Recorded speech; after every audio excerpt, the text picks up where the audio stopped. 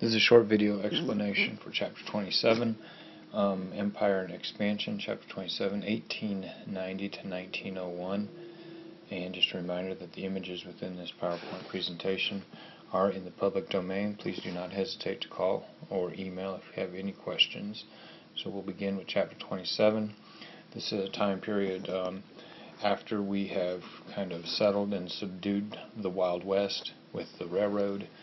And now we're going to look a little bit more outward and become more of a world power, looking to expand, and going to be looking at the Spanish-American War with William McKinley, and then also Roosevelt, and getting into kind of this issue, this splendid little war with Spain.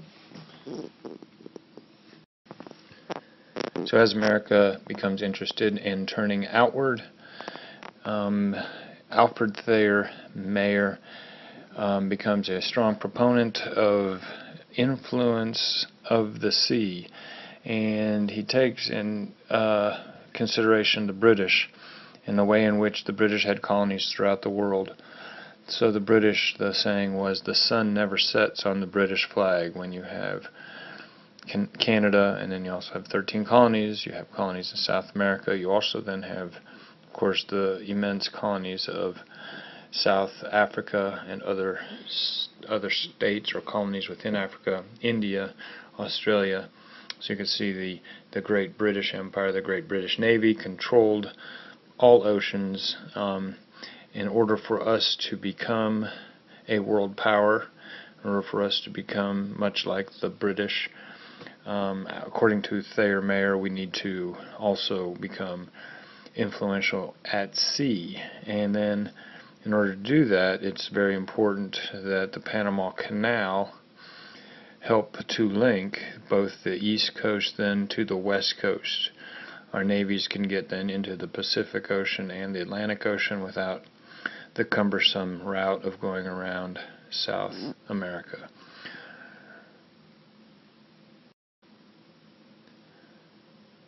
So part of this chapter, we're going to be looking at the building of the Panama Canal. I'd like you to watch the Modern Marvel video and also answer the questions about the Panama Canal.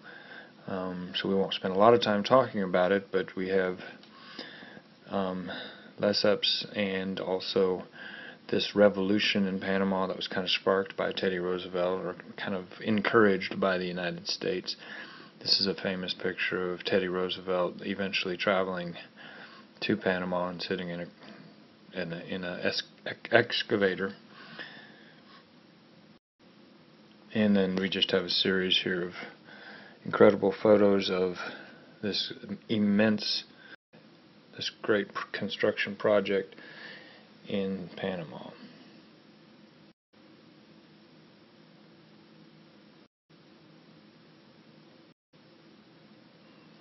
And this is a photograph of a lock which raises and lowers ships, and you'll learn more about these in the video. This is a picture of the huge, immense lock doors under construction. And one of the key components for the United States to become influential in the Pacific Ocean in particular, it was that we needed to have coaling stations for our large navy or for our large ships. And so, of course, one of the strategies is to encourage the Hawaiians to consider fighting for their independence against their monarch, against their king. And so we encouraged the Hawaiian citizens to get rid of their monarch, and then we would, of course, help them form a constitution eventually for the benefit of our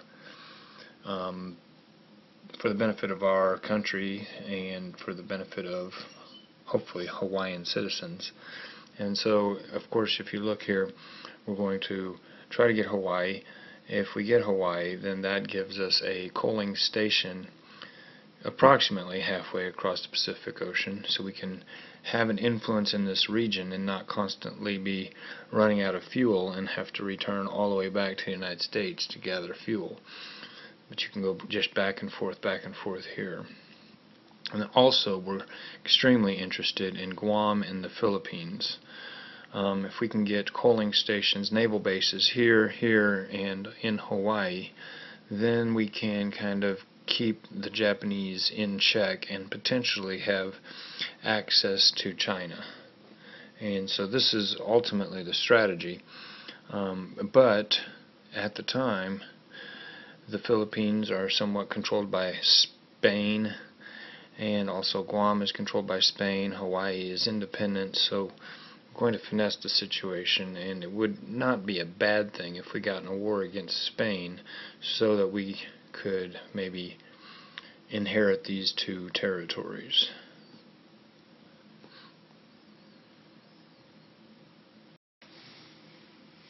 I'd like you to spend some time reading in your textbook about the Spanish-American War, but we'll briefly cover it here. The United States, in the newspapers, the United States tried to explain to the United States citizens that Cuba was run and ruled by the Spanish butcher, General Weyler, and we complained vehemently about the atrocities being committed against Cuban citizens by this horrible dictator. And so the United States was very interested in protecting American citizens that were in Cuba and also protecting the citizens of Cuba, helping them, encouraging them to potentially fight for their independence. And so the United States sent a ship, the USS Maine, sent a ship into the ports of Havana to observe General Weyler the butcher, and to also make ready, if necessary, the evacuation of American citizens from Cuba. And suddenly and suspiciously one night, this U.S. ship, USS Maine, explodes. And so on the very next day in the United States newspapers, of course, the destruction of this ship was blamed on the enemy, the work of the enemy. And it was speculated that the Spanish had in fact somehow manipulated an underwater explosive device to be triggered, and this would then cause a U.S. warship to explode.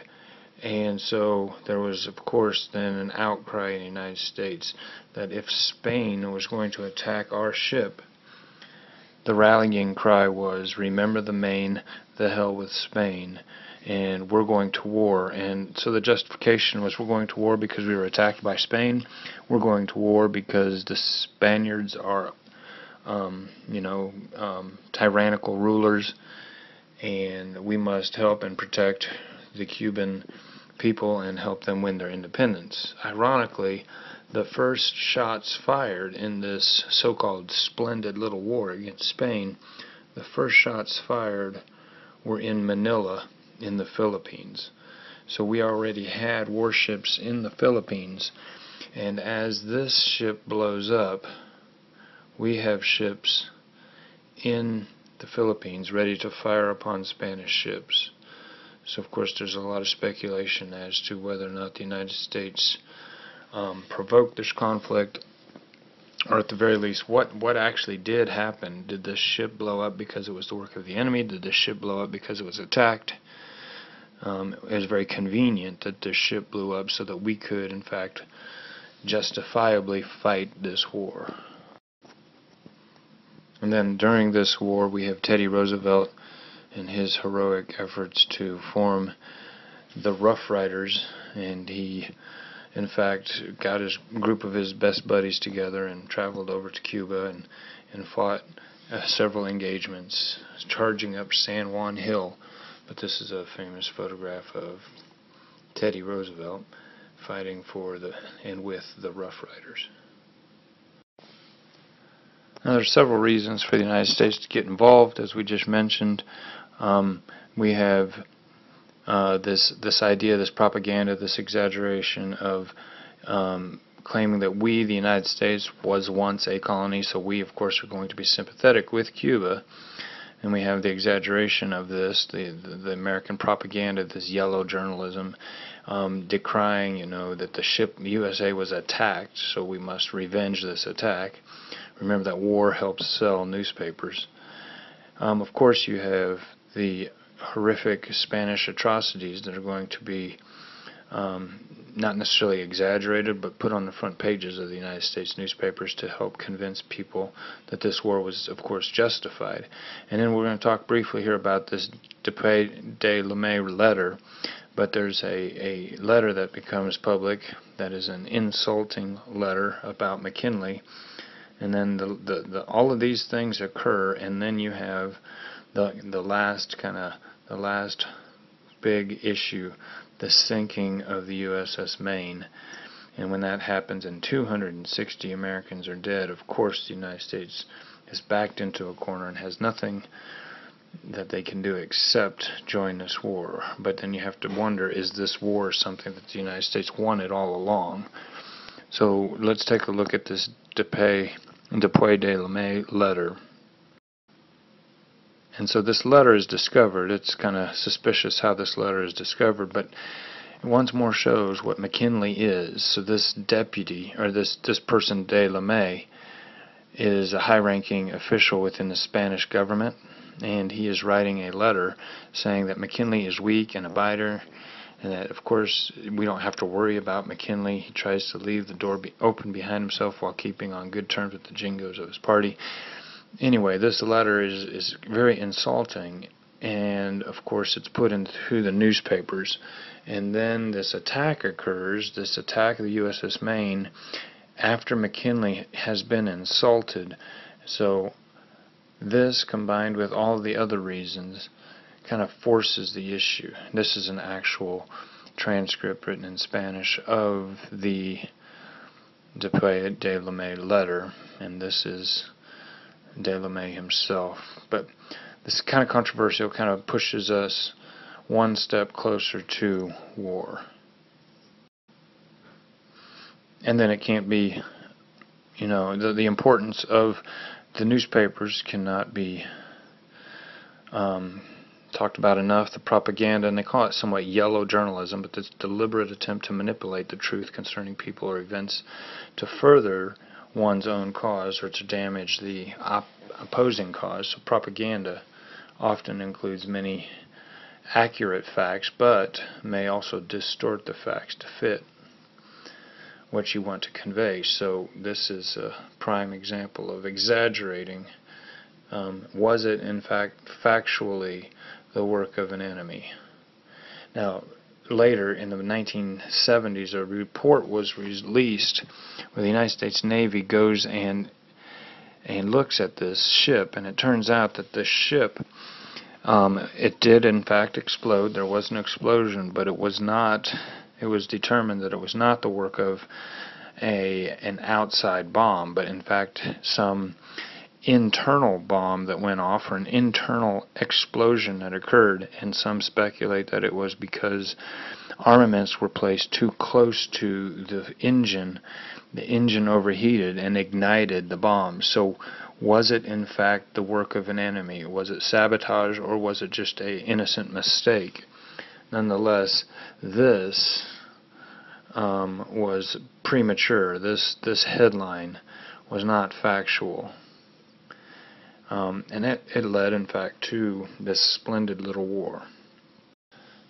So this war with Spain, first battle was, in fact, fought in the Philippines at Manila Bay. And if you look, April 20 to August 14, it's a very short war.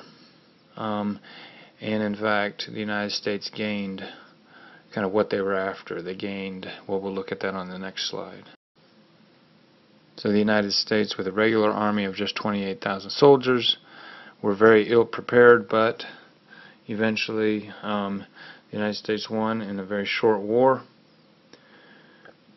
5,400 Americans were killed, but they say most of these Americans that were killed were in fact killed by mosquitoes and illness and other kind of disease rather than by enemy fire. And the results Spain granted Cuba its independence. Spain gave the Puerto Rico and Guam to the United States and gave up control of the Philippines to the United States. We gave Spain $20 million. We gave Spain $20 million for the Philippines, for Puerto Rico, Guam, and we also got Guantanamo Bay on the south side of Cuba. So the larger question here in the Spanish-American War, the larger question here is, does the provoking of this war, does it follow the Constitution? Or does the Constitution follow the flag, I guess is the question here. So those that were against this expansion, were we, the United States, becoming colonial just as the British were colonial, and that's what we fought against in the Revolutionary War? Did our colonial existence, our growing into a colonial power, violate America's own ideals? Did we in fact now put the people of Guam, the people of the Philippines, the people of Puerto Rico into a certain subjugation? Is 1898, we have the more popular, or at least the Anti-Imperialism League is becoming more popular. So these are those that were against expansion. Interestingly enough, Andrew Carnegie, one of the richest men in America at the time, was against this expansion, and he offered to give the United States, to buy the Philippines, in fact, for $20 million. He was going to write a check for $20 million, give it to the United States government, and then in turn tell the Philippine people they were independent. The United States, of course, wanted the Philippines, wanted to have a naval base there, to have influence in the Pacific Ocean. So those that were in favor of expansion, they cited these commercial and naval reasons. You had to have coaling and naval ports available, and you also wanted to, of course, export democracy and Christianity throughout the world to these backwards people, as some might describe them 100 years ago. And of course, this is extremely ethnocentric, and white Christianity needed to expand. Those are the people that are in favor of expansion. Keep European powers. This third one, the justification was to keep European powers from doing what we were going. If we didn't do it, they would do it, and so we would be better for the Philippines than if the British or the Spanish or if other countries in fact would do this. So we might as well do it. So these are justifications, the pros, the cons, those that were for, those that were against. Then of course governing Cuba becomes kind of interesting. What happens to Cuba 90 miles south of Florida? Is Cuba then going to become a possession? Is it going to have independence? The United States, of course, was given the opportunity to set up military governments to restore order in Cuba, and dealing with mosquitoes in Cuba was Walter Reed and William Gorgas. But ultimately, the Platt Amendment kind of decides the fate of Cuba, limits Cuba's freedom. Cuba cannot make treaties without us approving them. Cuba has authorized the United States to intervene, and we also got this coaling station, Guantanamo Bay. Now, this Platt Amendment, 1902, stays in effect until Castro takes over. Once Fidel Castro takes over in the late 1950s, early 1960s, at that point, Castro, of course, says that this is not going to be acceptable, this is not going to be acceptable, but we do keep Guantanamo Bay. And so that sets up the Cuban Missile Crisis with the Soviet Union involved. So we do have a 100-year history with Cuba, or more, starting with Cubans' quasi-independence after the Spanish-American War. And of course, Gitmo, or the naval base at Guantanamo Bay, becomes very important for a lot of reasons. Most recently, that's where we have several persons of interest that we have captured from throughout the world, and of course we don't always know what all is going on at Guantanamo Bay. But it's very convenient to have this large military base, just 100 miles away from the United States. And Guantanamo Bay was extremely important during the World War I and World War II for our Navy. So these are a couple of photographs of aerial photographs of Guantanamo Bay. So after the Spanish-American War, this sets the United States up. Once we have the naval bases in the Philippines, we have now Hawaii, we have Guam. We also now have begun digging in earnest the Panama Canal, and so it sets the United States up to have a lot more influence in the Pacific Rim. Also, hopefully, the idea is to have influence into China. And so there's also things that are mentioned in your book about the way the United States tries to muscle its way into China.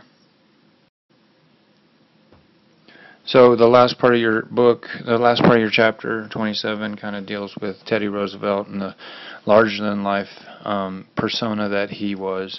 So hopefully you'll have time to explore Teddy Roosevelt. A very incredible leader and very popular president.